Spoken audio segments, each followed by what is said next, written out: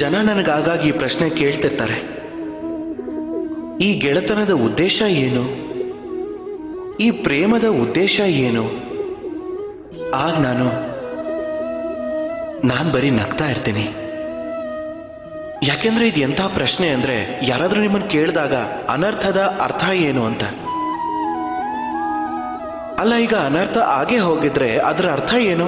ಅದೇ ಥರ ಆ ಗೆಳೆತನ ಎಂಥದ್ದು, ಅದರಲ್ಲಿ ನಿಮ್ಗೇನೋ ಉದ್ದೇಶ ಇರುವಂಥದ್ದು.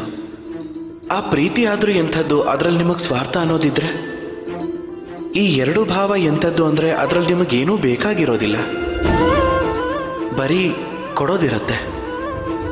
ನಿಮ್ಮ ಸಮಯ, ನಿಮ್ಮ ಭಾವನೆಗಳು, ನಿಮ್ಮ ಸುಖ ಏನಾದರೂ ಕೇಳೋಕೆ ಅಂತ ಮಾಡಿಕೊಂಡ್ರೆ ಅದು ಎಂಥ ಗೆಳೆತನ.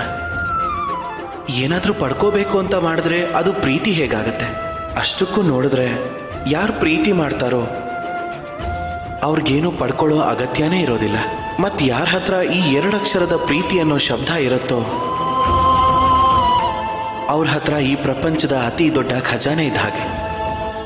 ಈಗ ನೀವು ಆ ಖಜಾನೆನ ತುಂಬಿಸ್ಕೊಳ್ಳಿ ಮತ್ತು ನನ್ನ ಜೊತೆ ಹೇಳಿ, ರಾಧೆ ರಾಧೆ.